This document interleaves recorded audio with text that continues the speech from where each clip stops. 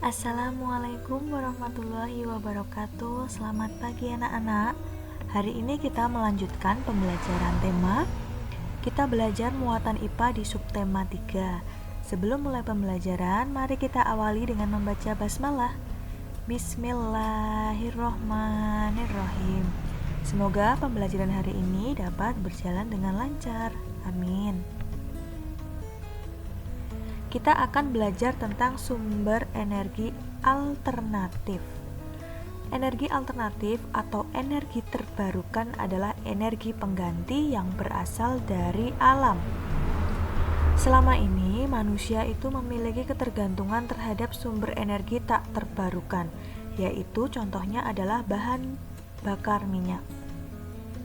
Sumber energi alternatif yang dikembangkan saat ini misalnya itu ada matahari, angin, air, panas bumi, arus laut, tumbuhan, dan bisa juga dari limbah organik. Mari kita pelajari satu persatu. Pemanfaatan energi alternatif yang pertama itu berasal dari matahari. Sinar matahari digunakan untuk pembangkit listrik tenaga surya atau PLTS. Contohnya adalah pada panel surya yang biasa diletakkan di atap rumah atau pada lampu lalu lintas. Energi panas dan energi cahaya matahari dapat diubah menjadi energi listrik oleh sel surya. Sel surya itu adalah lembaran yang terbuat dari silikon tipis.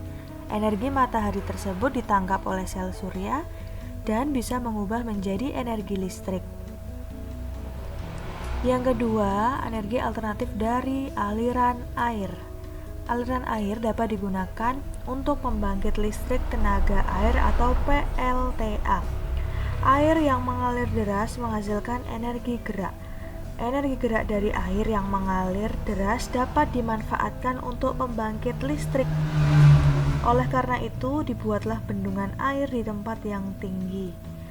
Kemudian air yang dibendung tersebut kemudian dialirkan menurun. Kemudian aliran air yang deras tersebut menggerakkan generator yang berputar dan menghasilkan listrik. Yang ketiga, energi alternatif dari angin. Angin dapat memutar baling-baling pada kincir pembangkit listrik tenaga bayu atau angin atau PLTB. Caranya, kincir angin disambungkan dengan generator yang dapat menghasilkan listrik atau turbin angin. Salah satu negara yang sudah lama memanfaatkan angin sebagai energi yaitu adalah negara Belanda. Kincir angin di Belanda digunakan untuk memompa air irigasi. Yang selanjutnya adalah gelombang laut atau arus laut, merupakan gerakan air yang menimbulkan terjadinya massa air secara horizontal. Energi yang dimiliki arus laut dapat diubah menjadi energi listrik. Prinsip kerjanya dengan mengumpulkan energi arus laut untuk memutar turbin generator. Kemudian ada panas bumi atau biasa disebut geotermal. Panas bumi itu berasal dari dalam bumi. Energi panas dari dalam bumi dapat menghasilkan uap air panas yang menyembur ke udara. Uap air panas memancar, dapat menggerakkan turbin dan menghasilkan energi listrik. Kemudian yang selanjutnya, bahan bakar bio. Bahan bakar bio itu artinya bahan bakar yang berasal dari makhluk hidup. Bisa dari tumbuhan ataupun bisa dari hewan. Bahan bakar bio ini adalah pengganti sebagai bahan bakar minyak. Nah, ada bioetanol, biodiesel, dan biogas. Anak-anak harus menghafalkan perbedaan dari ketiga ini. Bioetanol itu dapat menggantikan bensin. Contoh tanamannya yang bisa dimanfaatkan untuk bioetanol adalah singkong, ubi, jagung, dan sagu. Biodiesel adalah bahan bakar pengganti solar. Contoh tanamannya adalah tumbuhan berbiji yang mengandung minyak. Contohnya ada jarak pagar, sawit, kacang tanah, dan kedelai. Kalau biogas adalah bahan bakar pengganti yang dapat digunakan untuk bahan bakar memasak. Dapat juga menghasilkan energi listrik untuk penerangan, tetapi membutuhkan biogas dalam skala yang besar. Contohnya, biogas ini bisa terbentuk oleh kotoran hewan sapi.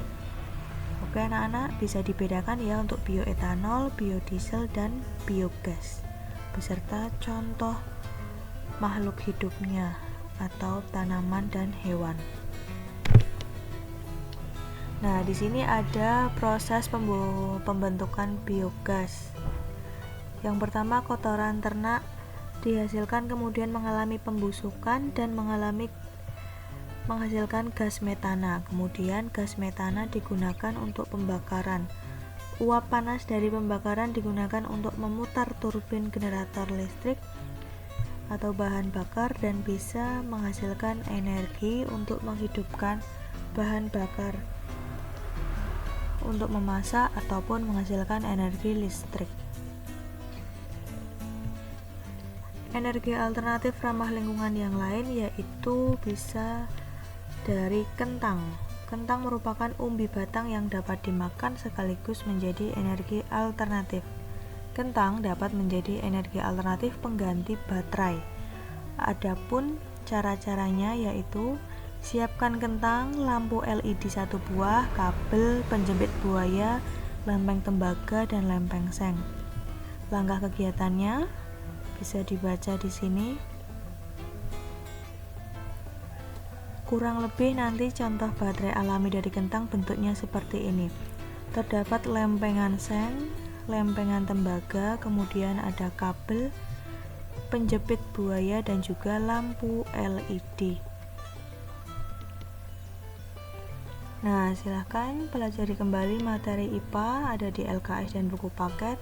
Kemudian untuk latihan soalnya silahkan buka LKS halaman 98 sampai 99. Kerjakan Romawi 1 yang menjodohkan dan Romawi 2 isian singkat. Terima kasih atas perhatiannya. Wassalamualaikum warahmatullahi wabarakatuh.